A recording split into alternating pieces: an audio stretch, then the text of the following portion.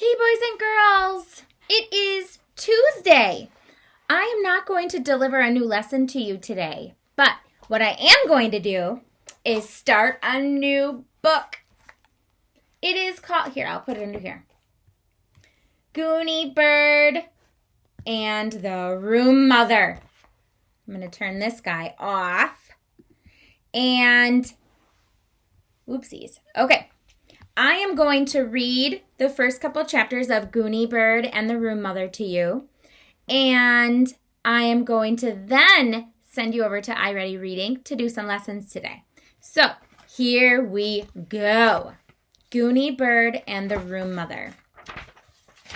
Chapter 1. And you know what, boys and girls? It does not give me how many chapters are in here. Interesting. I am not certain about that. And you know what? I thought that Goonie Bird the Fabulous was next, and it's not. This one is. It's Goonie Bird and the Room Mother. Then Goonie the Fabulous. And then Goonie Bird is So Absurd. And then Goonie Bird on the Map. And then Goonie Bird and All Her Charms, which I have all of those books, guys. Here we go. It was early November. Mrs. Pigeon's second grade students were hard at work on their pilgrim mural, which had been laid out on the floor. All the desks had been pushed to one side to make room, and the second graders were on their hands and knees, working with crayons. Goonie Bird Green was right in the middle, as usual. I like to be right smack in the middle of everything, Goonie Bird always said. The children's shoes were lined up in the coat room because Mrs. Pigeon had suggested that it would be wise to take them off. If they walked on the edge of the mural, their shoes would leave marks. We always take our shoes off at home, Keiko had said, after she untied her sneakers, because my family came from Japan, and in Japan people never ever wear shoes in the house. One by one, the children had removed their shoes. Goonie Bird took the longest because she was wearing hiking boots that laced halfway up to her knees. When, finally, her boots were unlaced and removed, everyone could see that Goonie Bird was wearing one red sock and one yellow one. Goonie Bird's socks don't match, Malcolm called, pointing out. Of course they don't, Goonie Bird said. I hardly ever wear matching socks. Doesn't your mom roll your socks neatly into balls when she takes them out of the dryer and match them up? He asked. Goonie Bird thought about that. She looked down at her own feet and wiggled her toes. One set of toes in a red sock, one in a yellow. No, she said. My mother puts all my clean socks in a basket on the floor of my closet, and every day I choose two. Some days I feel like matching, but most days I don't. Most often, she went on, wearing matching things gives me a feeling of ennui. Oh my, said Mrs. Pigeon. She went to the board and wrote ENNUI in big letters. Class, do you know what to do? All of the second graders took out their dictionaries in their desks. At the beginning of the school year, the classroom had only one, which sat on Mrs. Pigeon's desk next to her coffee mug. But Goonie Bird Green, the new student, had arrived in October. Goonie Bird had very strong opinions about things. She had brought her own large dictionary from home. On her first day in the classroom, she announced that she thought every second grader should have a very large dictionary. Mrs. Pigeon, who was not accustomed to Goonie Bird yet, smiled. We've always just used this one, she said, picking it up from her desk. It was slightly dusty. The school provided it, and it's pretty old, but the school budget doesn't allow for bigger or better dictionaries. If someone provided newer or more interesting dictionaries, one for each kid, would you use them? Goonie Bird asked. Mrs. Pigeon laughed. Yes, she said, of course we would. Give me 1 week, Goonie Bird said. Exactly 1 week later, a very heavy box containing 22 very heavy dictionaries was delivered to Mrs. Pigeon's classroom by a man who had tattoos and big muscles. He brought the box in on a wheeled dolly. How on earth did you accomplish this, Goonie Bird?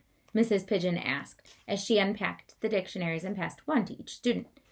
I planned my work, Goonie Bird said, and then I worked my plan. What was your plan? Barry Tuckerman asked. First, I put on the right outfit. Everyone giggled. They had known Goonie Bird Green for only a short time, but each day she had worn a different outfit, and some of her outfits were amazing. "What did you wear?" asked Keiko. "Pajamas and cowboy boots?" That was Goonie Bird. That was what Goonie Bird had worn on her first day of school. "Of course not. This was for a business-like visit. I wore my long black up-to-the-elbow gloves, my silver wet-look ski pants, a T-shirt with a picture of Albert Einstein on it, and my straw hat with a small artificial flower. I think the flower is a camellia." And where did you go wearing your business-like outfit?" Mrs. Pigeon asked. She handed a dictionary to Tricia and reached for another. "I went to the public library. We only just moved to town, as you know, but my parents have always told me that the public library is one of the first places that you must visit in a new town. So I did that." "Wearing your hat with a camellia?" Mrs. Pigeon asked. "Yes, of course. I introduced myself to the head librarian, the assistant librarian, the children's librarian, the reference librarian, and the janitor." Just the way you introduced yourself to us on the first day? I remember you said..." All of the children remembered, too. They said it together. "My name is Goonie Bird Green, and I want a desk right smack in the middle of the room because I like to be right smack in the middle of everything." Why, I wouldn't say that to the librarians. I didn't want a desk in the library. I wanted dictionaries." Mrs. Pigeon was laughing. "And so you said..." "I said, I'm Goonie Bird Green and I'm new in town. I would like to know what you do with your old dictionaries because my second grade class needs 22 of them." The children all applauded. "And so they sent us the dictionaries." "No." "Oh, well, what happened?" "They said the old dictionaries were in the basement collecting dust, but they didn't have 22. And also, the old dictionaries were obsolete. We can look that word up after we get them all unpacked. And anyway, what we needed were nice new dictionaries." "These do look brand new," Mrs. Pigeon said. Goonie Bird continued. "Then, suddenly," the class grinned. They loved it when she said suddenly. They waited eagerly to hear what was next. The head librarian went to the phone and called a rich man she knew and said, "Charles, get down here right away because there's an enterprising young lady you must meet." So a man named Charles came and shook my hand and, "With your glove on? Or did you take your glove off?" Chelsea asked. "On. He shook through my glove. Then we talked and had tea, and suddenly everyone grinned and waited." Here's the picture of Charles with Goonie Bird talking at the library.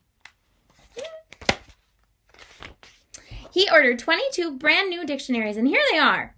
When the dictionaries had been distributed to every student, Mrs. Pigeon moved the empty carton to the coat room. "Goonie Bird Green, you are awesome." The students tried to say indefatigable. Mrs. Pigeon wrote it at the top of the board in large print. "Class," she said, "get out your dictionaries. We have a lesson in dictionary use." And that's the end of chapter 1. I'm going to put a bookmark here, and possibly I will read another chapter this week, and if not, next week. All right, guys. See ya tomorrow.